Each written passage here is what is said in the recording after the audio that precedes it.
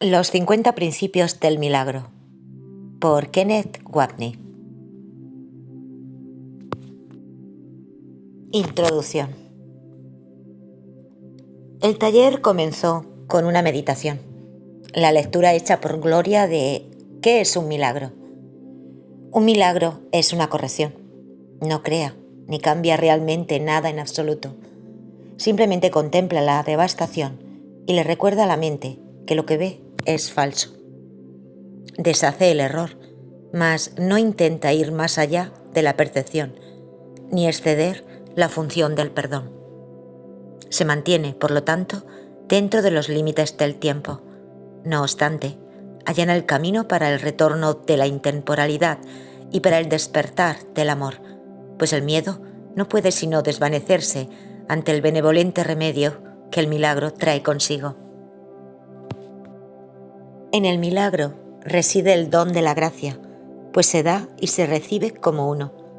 Y así nos da un ejemplo de lo que es la ley de la verdad, que el mundo no acata porque no la entiende. El milagro invierte la percepción que antes estaba al revés y, de esa manera, pone fin a las extrañas distorsiones que ésta manifestaba. Ahora la percepción se ha vuelto receptiva a la verdad. Ahora puede verse que el perdón está justificado. El perdón es la morada de los milagros. Los ojos de Cristo se les ofrecen a todos los que Él contempla con misericordia y con amor. La percepción queda corregida ante su vista, y aquello cuyo propósito era maldecir tiene ahora el de bendecir. Cada azucena de perdón le ofrece al mundo el silencioso milagro del amor, y cada una de ellas se deposita ante el Verbo de Dios, en el altar universal al Creador y a la creación, a la luz de la perfecta pureza y de la dicha infinita. Al principio, el milagro se acepta mediante la fe, porque pedirlo implica que la mente está ahora lista para concebir aquello que no puede ver ni entender. No obstante, la fe convocará a sus testigos para demostrar que aquello en lo que se basa realmente existe. Y así, el milagro justificará tu fe en él y probará que esa fe descansaba sobre un mundo más real que el que antes veías, un mundo que ha sido redimido de lo que tú pensabas que se encontraba allí. Los milagros son como gotas de lluvia regeneradora que caen del cielo sobre un mundo árido y polvoriento, al cual criaturas hambrientas y sedientas vienen a morir. Ahora tienen agua. Ahora el mundo está lleno de verdor y brotan por doquier señales de vida para demostrar que lo que nace jamás puede morir, pues lo que tiene vida es inmortal. Hace alrededor de 1 o 2 meses que, mientras hablábamos por primera vez sobre lo que debíamos hacer en este taller, Gloria sugirió que tratáramos estos principios del milagro. Esta no es mi parte favorita del texto, pero me acordé entonces de la aseveración en Alicia en el País de las Maravillas, en que el rey dice que se empieza por el principio, se sigue hasta el final y entonces uno se detiene. Como esta es la forma en que comienza un curso de milagros, nos parece el punto lógico para nosotros comenzar también. Lo que haremos, después de unos comentarios introductorios que voy a hacer, es analizar línea por línea estos 50 principios. Verán que esta primera sección empieza casi como una obertura operística en que contiene la mayor parte de los temas principales que luego se desarrollan plenamente en el texto. Y como muchas oberturas operísticas, no creo que sea tan buena como la ópera en sí o como el libro. Pensé utilizar la primera parte del taller para explicar cómo yo veo estos 50 principios y también para explicar las aparentes inconsistencias en algunos de ellos, al compararlos con aseveraciones que encontraremos más adelante en el texto. Creo que las personas que lean cuidadosamente esta sección inicial, así como los primeros 4 o 5 capítulos, encontrarán que hay ciertas cosas que no parecen armonizar con lo que se presenta más adelante. Y ciertamente, el estilo de la escritura no está en el mismo nivel. Hay razones para ello, las cuales deseo compartir. Muchos de ustedes, estoy seguro, están familiarizados con la historia de cómo se escribió un curso de milagros. Helen Schucman, una psicóloga, escuchó la voz de Jesús hablándole y él le dictó estos 3 volúmenes. Cuando comenzó el proceso, en octubre de 1965, durante las primeras 4 semanas más o menos, Helen se encontraba en una situación de mucha ansiedad. Si bien esto no interfería en el contenido básico de lo que ella escuchaba, sí interfería, creo yo, con la claridad con que lo oía. Helen tenía indicios de que hacía tiempo que ella había desarrollado esta habilidad de escriba, de que la había utilizado mal y la había dejado inactiva por bastante tiempo. Si ustedes tienen una llave de agua la cual no han utilizado por algún tiempo y de pronto la abren para que fluya el agua, van a tener mucho moho. El agua fluye, pero al principio habrá mucho descoloramiento. Creo que eso es lo que encuentran aquí. El material en sí es consistente con la enseñanza básica del curso, pero la forma de expresión no es consistente. Frecuentemente Helen solía escribir algo y, en efecto, al día siguiente Jesús le decía: «¿Esto fue lo que escribiste ayer? Esto es lo que debe ser». Y le corregía muchas de las inconsistencias estilísticas, así como la torpeza del lenguaje. Por eso creo aún más importante que se entienda cómo se escribieron estos primeros capítulos. Comenzando con el capítulo 5, pueden casi sentir cómo el texto fluye con mayor agilidad en términos del lenguaje y de la claridad de expresión. El punto importante es que, justo al principio, el dictado no era realmente directo. Era como si Jesús sostuviera una conversación con Helen, en la cual le dijera cosas y Helen le formulara preguntas o él anticipara las preguntas que había en la mente de ella. Gran parte de las conversaciones iniciales se relacionaban con ayudar a Helen y a Bill a integrar este material con sus propios trasfondos profesionales, así como con sus vidas personales. Como todos sabemos, hablamos de una manera cuando sostenemos una conversación informal y nos expresamos de manera distinta cuando escribimos. Sé por experiencia propia que cuando hablo informalmente con otras personas o en mi oficina, lo hago de una manera y no presto mucha atención a lo que digo, en términos de cuán consistentes son las palabras con otras cosas que he dicho. Cuando escribo un libro o un artículo es muy distinto. Entonces soy mucho más cuidadoso. Creo que esta fue exactamente la situación que tuvo lugar en aquellas primeras semanas, como se puede ver especialmente en estos primeros 4 capítulos.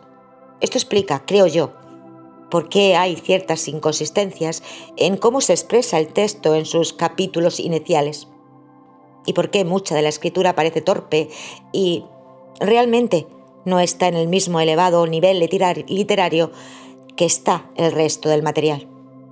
Ciertamente también mucho del contenido personal que Helen había escrito no iba dirigido al público en general y hubo que suprimirlo. Realmente estaba dirigido solo a ella y a Bill. Por eso, repito, eso explica la razón de que haya cierta torpeza en el lenguaje. Permítanme mencionar una de las inconsistencias que encontrarán, la cual es básicamente de lo que hablaremos hoy. ¿Qué es el milagro? El tema de un curso de milagros. El principio 17, que cubriremos más tarde, habla de que el milagro sana. En el capítulo 2, Jesús dice: hablar de una curación milagrosa es combinar impropiamente 2 órdenes de realidad diferentes. Sin embargo, casi al final del texto, Hay algunas referencias que hablan acerca del milagro de curación. Esta aparente inconsistencia se explica cuando recordamos las circunstancias de la Escritura. En algunos de los primeros principios de los milagros, milagro se usa casi de la misma manera que lo usamos popularmente, para referirnos a un acto externo en el que ocurre algún cambio externo en el mundo o en la conducta de alguien. Como se hace bien claro en algunos de los otros principios, y lo que ciertamente es el tema central del curso, el milagro es una corrección en la manera de percibir, precisamente como en el pasaje del libro de ejercicios que Gloria leyó. Es una corrección en nuestra forma de percibir y de pensar. Pero, ciertamente, hay principios que parecen implicar un cambio en la conducta.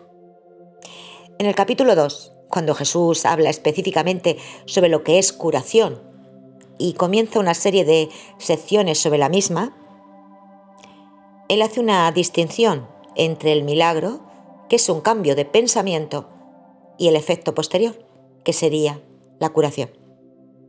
Más adelante en el libro, cuando esas primeras explicaciones y distinciones ya no son necesarias, el curso es mucho más poético y, por lo tanto, puede decirse que es un poco más suelto en su expresión, de manera que puede utilizar la frase un milagro de curación.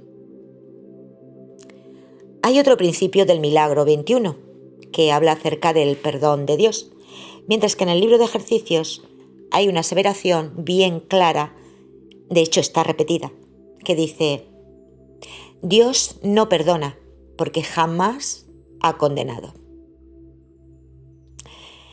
El perdón es la corrección de un pensamiento hostil o airado. Y, puesto que obviamente Dios no tiene esos pensamientos, no hay necesidad de corrección o de perdón en el cielo. En el uso popular de la palabra, sin embargo, hablamos del perdón de Dios. En efecto, uno de los pasajes más hermosos del texto, que es la versión que da el curso del Padre Nuestro, empieza con las palabras: perdónanos nuestras ilusiones, Padre. De modo que si buscan inconsistencias en el curso, las van a encontrar. Si quieren tener problemas con Jesús y quieren utilizar las múltiples inconsistencias como una forma de refutar o discrepar del curso, no tienen que pasar de las páginas 1 o 2. En efecto, durante los primeros meses, Helen trató firmemente de hacerlo, y él le dijo que deseaba que ella no lo hiciera porque eso era desperdiciar mucho tiempo. Total, una de las cosas más extraordinarias sobre un curso de milagros es su consistencia, desde el principio hasta el final, en términos de lo que enseña y de lo que dice. Jamás se desvía de ello, pero sus expresiones no son siempre tan consistentes.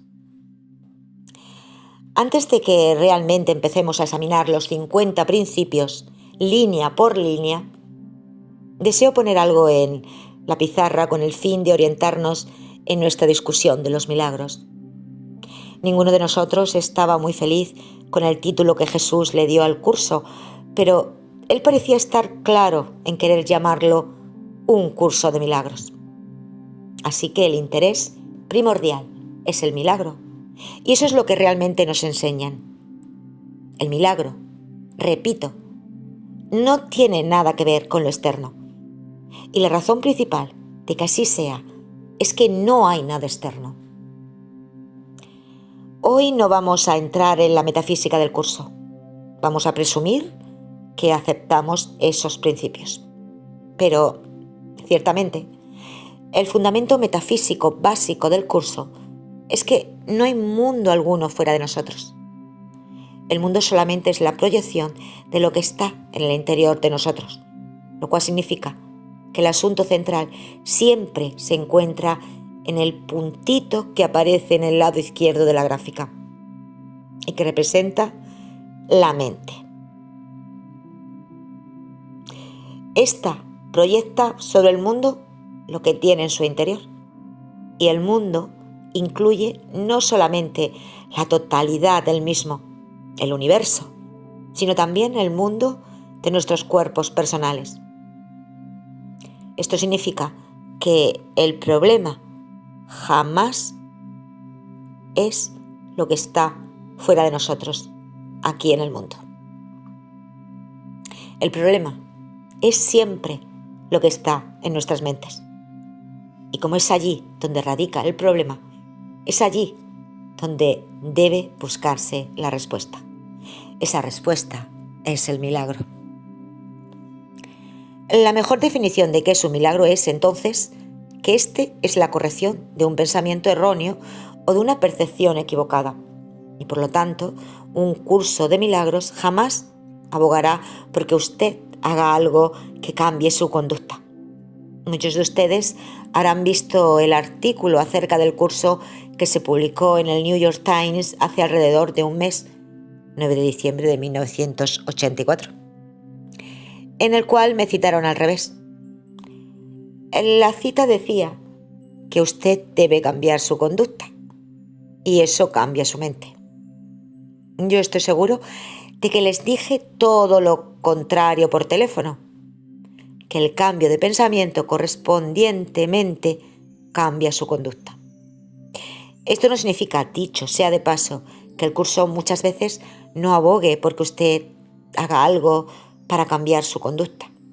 Todo lo que este quiere decir es que usted no crea que al cambiar su conducta ha cambiado el problema.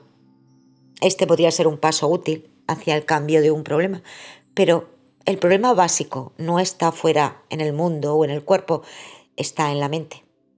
Esta idea, por supuesto, es absolutamente esencial en todo lo que enseña el curso y en todo lo que habremos de hablar. Ciertamente, esto es esencial para entender qué es el milagro. La definición más sencilla del milagro es que este es la corrección de cómo percibimos o de cómo pensamos. Una de mis líneas favoritas en el curso, que en realidad es la definición perfecta del milagro, aunque en la misma no se utiliza la palabra, dice que el más santo de todos los lugares de la tierra es aquel donde un viejo odio se ha convertido en un amor presente. Alguien a quien odiamos, ya que el odio es la manera de percibir del ego, se convierte en alguien a quien amamos. Y esa visión de amor nos la ofrece el Espíritu Santo. De lo que hablamos es de dos maneras distintas de mirar al mundo y, más específicamente, de mirar las relaciones en nuestras vidas. Una es la manera de mirar del ego, que es la forma de ver más y más separación, ira y culpa, lo cual justifica nuestra ira y hace real la enfermedad aquí en el cuerpo. Todas estas percepciones realmente refuerzan la premisa básica del ego de que estamos separados de los demás y de Dios. La corrección para esto es cambiar de la forma de mirar del ego a la del Espíritu Santo. Y ese cambio del ego al Espíritu Santo es el milagro. La palabra idéntica para ese proceso de cambiar de las percepciones del ego acerca de alguien a las del Espíritu Santo es el perdón. Cuando perdonamos, lo que hacemos realmente es sanar el problema, porque la fuente básica del mismo es nuestra interpretación. Y esta se basa en la culpa. De modo que todos nuestros problemas, bien sean físicos, económicos o sociales, o no se encuentran afuera en el mundo del cuerpo, sino que están más bien en nuestras mentes. Y todos pueden remontarse a un problema de culpa. Otro término para culpa puede ser falta de perdón. Es cuando perdonamos que nuestros problemas se sanen. De modo que podemos decir que las palabras milagro, perdón y curación representan básicamente el mismo proceso. Por lo tanto, podemos ver que el milagro es la respuesta al problema, que es la culpa, y podemos definirlo mejor aún al decir que toda la culpa se origina en la creencia de que estamos separados. Así que estas dos palabras, separación y culpa, son también virtualmente sinónimas, ya que una surge de la otra. ¿Hay preguntas sobre lo que hemos discutido antes de empezar con los principios? Pregunta. Cuando usted habla del perdón, ¿se refiere al perdón de sí mismo y luego al de los demás? Kenneth. El proceso básico del curso es que nos perdonamos a nosotros mismos al perdonar a los demás. De manera que, técnicamente, usted perdona a alguien y eso, correspondientemente, lo capacita para perdonarse a sí mismo.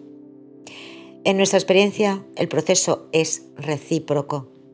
Mientras más puedo perdonarlo a usted, más perdonado me siento.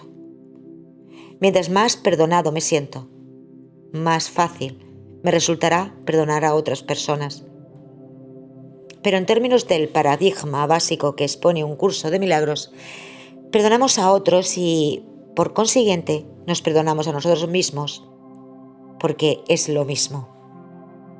Una vez aceptamos la idea de que en el mundo externo no existe nada, excepto lo que nosotros ponemos allí, reconocemos un vínculo directo entre lo que hay en nuestras mentes y lo que vemos afuera.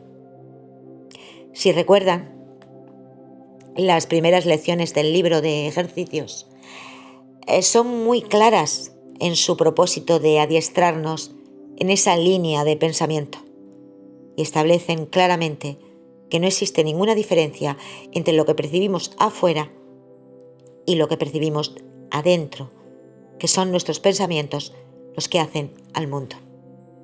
Así que en realidad hablamos de una y la misma cosa. La importancia de reconocer la primacía de perdonar a alguien que está fuera de nosotros radica en que casi toda esta culpa en nuestras mentes es inconsciente. No estamos conscientes de la misma. Esto significa que si no vemos el problema, no podemos hacer nada al respecto. Pero generalmente nos percatamos de los sentimientos negativos que abrigamos hacia otras personas. Así que si comienzo a sentirme molesto con usted y lo contemplo correctamente, estoy permitiendo que el Espíritu Santo me guíe en cómo percibir y comprender lo que está sucediendo. Entonces, Él me dirá que todo lo que yo tenga en contra de usted es realmente el espejo de todo lo que tengo en contra mía, solo que yo no sabía que lo abrigaba en contra de mí mismo. Esto se debe, repito, a que la mayor parte de la culpa es inconsciente. Al usted llegar a mi vida y convertirse en un problema para mí, me permite, por virtud de convertirse en mi espejo, que lo contemple y vea reflejado en usted exactamente lo que hay dentro de mí. Al cambiar mi pensamiento sobre aquello de lo cual me he acusado a mí mismo. Sin embargo, la forma puede ser diferente. De modo que de lo que hablamos es acerca de un término muy importante que no aparece en esta primera sección, y es el vocablo proyección. Proyectamos sobre el mundo lo que está en nuestras mentes. Pregunta. ¿Diría usted que para estar receptivo a esto y para entenderlo hay que estar pidiendo la ayuda del Espíritu Santo todo el tiempo? Kenneth. Sí. Un curso de milagros hace bien claro que es imposible perdonar verdaderamente a alguien sin la ayuda del Espíritu Santo. Porque nuestros egos están muy arraigados en nuestras mentes. Esto es decir, en realidad, que el afán de mantener la ilusión de que estamos separados y de que somos culpables está tan arraigada en nuestras mentes que es casi imposible, o quizás totalmente imposible, cambiar en realidad nuestro pensamiento sin ayuda externa. Esa ayuda externa, el Espíritu Santo, por supuesto, está verdaderamente en nuestro interior. como frecuentemente cita el curso de los Evangelios, no podemos hacer nada por nuestra cuenta. Pregunta. Al hablar con mi amiga aquí me di cuenta de que estaba proyectando algo sobre ella. Entonces descubrí que había una proyección interna dentro de mí, pero descubrí que no era en relación con ella, era dentro de mí, en relación con Dios, un tema completamente diferente, pero la misma proyección. Kenneth. En el fondo de todo, como siempre, está nuestra relación con Dios. El fundamento de todo en el sistema del ego de cualquier persona es la creencia de que estamos separados de Dios, de que lo hemos atacado y Él está enojado con nosotros y nos va a castigar. Esa constelación de pensamientos es central en el ego de todos. Y para poder escapar de la ira de Dios, soportamos toda clase de cosas raras, las más raras de las cuales es la creencia de que al atacar a otra persona, en otras palabras, al proyectar nuestro problema sobre otra persona, nos liberamos del problema. De modo que los problemas interpersonales que experimentamos, cuando realmente usted los examina, todos tienen que ver de algún modo con la creencia de que la otra persona está separada de nosotros.